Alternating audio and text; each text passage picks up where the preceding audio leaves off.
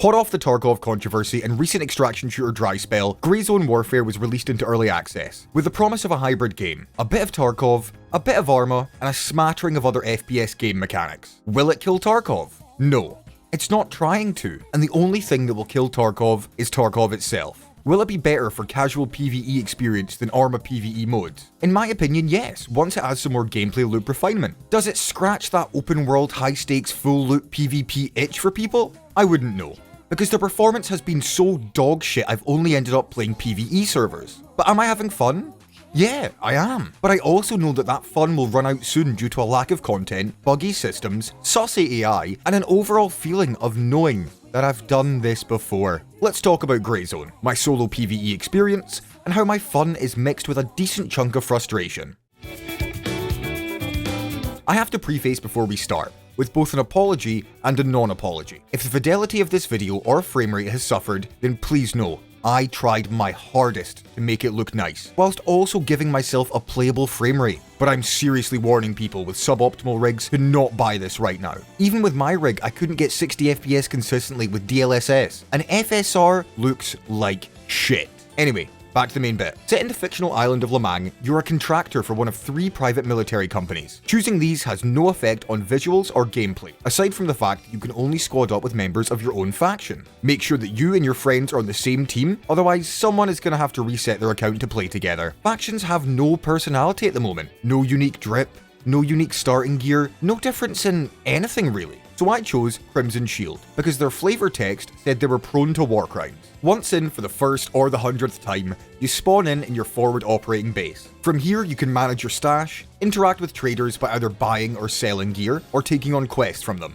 All of this functions basically just like Tarkov or other extraction shooters. Do quests for trader reputation and rewards, higher trader reputation lets you unlock more stuff with them, and stash management is a permanent game of Tetris. But traders right now are lacking. It's just not really worth upgrading them. It's nice to be able to get a suppressor and an L-can for your M4, but spoiler alert, suppressors do nothing in terms of game mechanics. So really the only benefits from the traders are the different optics, a bit of better armor, and stocking up on medical supplies. Quests like Tarkov are the bread and butter of this game, and are in the same kind of flow. Kill X enemies, scout out location, find items and take them somewhere else, find items behind a locked door so you gotta farm NPCs for keys, find this obscure item so far away from what you thought the objective was gonna be. The quests in this are nothing special. They exist purely to get you physically exploring the map, to get you money, gear or trader rep, or to create hotspots for conflict, be it PvE or PvP. At first, I was really excited to do the quests blind. It is very rare to come into a game that is not solved already in terms of progression. For the first 10 or so tasks, I did everything myself. No guides and outside assistance. But as the quests went on, the directions and general locations became more obscured. The first few quests used specific map quadrants, then general areas with compass directions, and then just some vague areas and a find-it-yourself mentality. Whilst even the sparse location descriptions give way easier and more understandable quest locations than in Tarkov, the tedium will set in relatively fast. These are all things I've done so many times before in other games, but just like in Tarkov, they incentivize you to go to conflict hot zones. The bunker is a prime example. The first time I quested there, it was so easy, because people had already been through a couple minutes prior, so all the enemies were dead. But upon repeated visits for later quests, you'd better check your fucking corners in this place, because if not, then a couple of rounds of 7.62 to the back, and you are gonzo, my friend. As mentioned, I've only played solo in this game, aside from the few times I've teamed up with players on the fly to get shit done. Specifically, shout out a player called Crackhead Kyle, but we'll get to him later. Solo is the most dangerous. Unlike in other games where death is immediate when certain fatal hits are received, in Grey Zone there's a good chance you'll fall into a coma instead of falling over dead. This is great for teams, allowing people to tag back in and keep the fight going if teammates are on hand with blood bags and bandages. But as a solo player, a coma is the same as death. It still means you've got to fight other teammates to get your helicopter flown in, then wait for it to land, wait for it to take you between 1 to 5 minutes to get where you were, and then go back and grab your stuff without dying a second time, because that second death will wipe everything off your first corpse. We should probably get this point out of the way. The helicopter is just a loading screen, and a huge friction point for me. Whilst it does look really cool to fly over the map, the pilots take the most scenic route. Unnecessary turns and pans add 30 plus seconds onto each flight. It is just unwarranted. This is made even worse by the fact that each faction has 4 helicopters available, and with 16 players per faction, someone is always going to be waiting for a helicopter. But this isn't as simple as just queuing for the next available one. If all birds are in the air and you try and call yours, you get a message from the pilot basically saying, "Get fucked."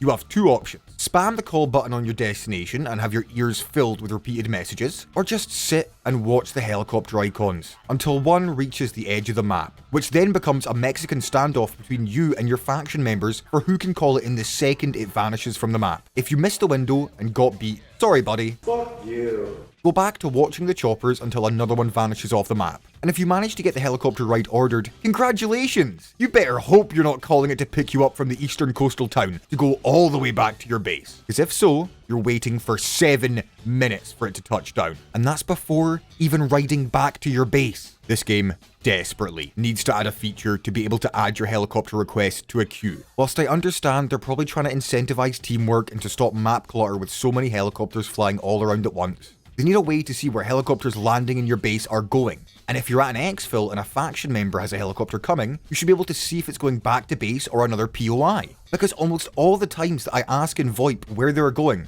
I don't get a response. So do I gamble that they're going back to base and hop on? Or are they going to an even further away POI that I'll then have to wait to get a chopper called in and then wait for it to arrive and then wait for it to fly me back? Helicopters already tell you where they're going, but only once they're in air. The downtime with the helicopters became my biggest frustration the longer I played. Yes, whilst getting one-tapped by AI over 100 meters away is fucking bullshit, it is even more annoying to wait 10 minutes to get back there. The medical system is pretty simple. Bandages and gauze for light bleeds, tourniquets for heavies. You can use the wrong item for the effect and it'll still help, just to a reduced amount. You have simulated organs and bones. A shot that hits your chest and is stopped by the armor will bruise the affected area because of the kinetic force behind it. Bruises go away on their own, but if too many are received in one area, or if a more serious organ injury occurred, you're gonna have to sit your ass down for 15 seconds to use a survival kit on it. Pretty commonly, I have to perform surgery on my lungs due to repeated stopping bullets in the chest region. When you have damaged lungs, you get the coughing debuff that really affects your stamina and the ability to maneuver under stress. Getting broken arms or legs fixed is as simple as sticking a splint on it and you're back to running around. Unlike other games that have a general health bar, Grey Zone uses blood. Whilst mostly indistinguishable from a health bar in terms of mechanics, it does have a few quirks. Obviously, if you get shot in the brain or the heart, it doesn't matter how much blood you have left, as there ain't nothing to make it work. But for smaller injuries,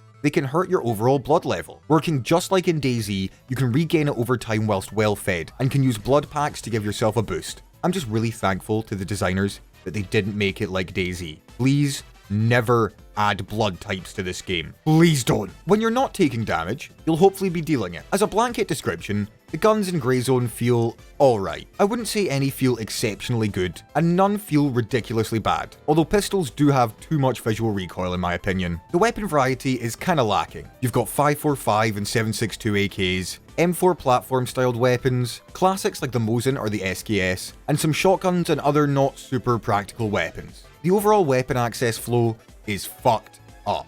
You start with the ability to get and make milsim tactical weapons before you get the ability to use bolt action wood-coated classics. Obviously, I'm assuming this is due to testing and progression changes coming in the future wipes, but it feels like opposite day when I grind a trader's questline just to unlock the ability to buy a Mosin, when I already have a Mark 18 or M700 to do the same thing. Weapon modding is decent, but really missing a specific modding window, as right now, it's just putting parts on it via inventory management. You gain access to the LCAN relatively early, and then I just put no other sights on my gun. I love holographic sights in video games. They're so cool! But with the scale of the map and its environments, variable sights are vital to being able to adapt to changes and new situations. Now the enemies themselves that you use the guns on, oh boy, there's a confliction. On one hand, having them call out and say, "He's running away," or "He's gone to the right," when I actually have, is really cool. But completely unarmored targets, sometimes taking 2 to 3 headshots to go down, enemies with perfect accuracy whilst running,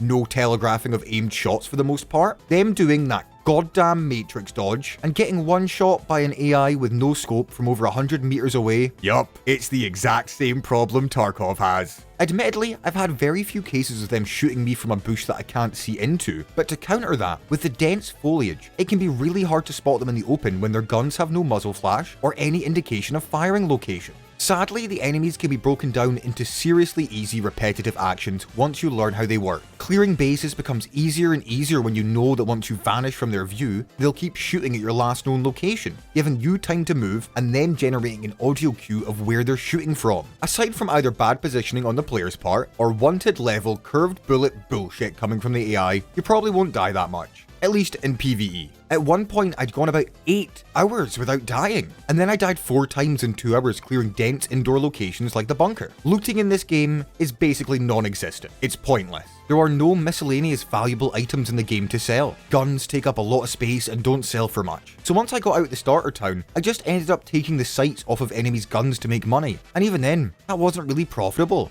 You'll be killing enemies to defend yourself, to get quest kill progress, or to farm keys.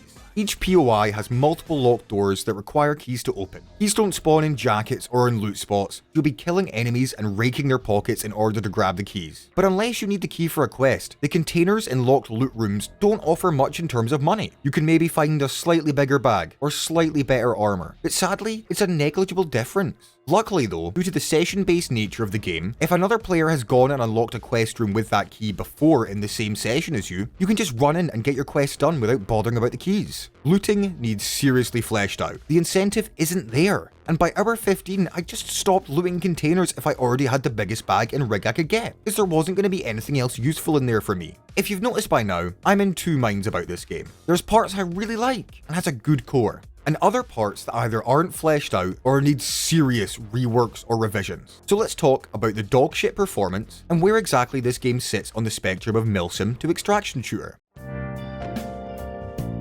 My biggest gripe with this game, aside from waiting for helicopters, is the performance. I've seen so many people defending it with the classic, "It works fine on my system," and most of them are streamers with 2 PC setups and the latest and greatest gear. I have a question. If the developers truly believed that the optimization was fine, why do they not recommend default rendering at all? Why do they insist you use DLSS or FSR? Why do streamers with their Giga PCs still recommend using DLSS? Because this shit is not optimized. Be it the huge amount of AI you can have in locations, the variable density of buildings, or just the massive amounts of trees and foliage. The performance issues in this game need to be a priority for the average player to want to continue. Everyone I've spoken to in-game and procs chat has complained about the exact same things I do. If you want to get a solid frame rate and you don't have a 40 series card, then you gotta use FSR. FSR with frame generation can really increase frame rates, but no one likes to talk about how that also makes input delay and mouse controls horrible. Frame generation generates fake frames in between the actual frames to give the illusion of fluidity, but this results in those fake frames having no response to mouse movements, as they are not action frames. So you feel like you're sliding your mouse around in custard with an incredibly pixelated worldview if you're on 1440p. I hope that this is conveyed by the background footage, but I cannot describe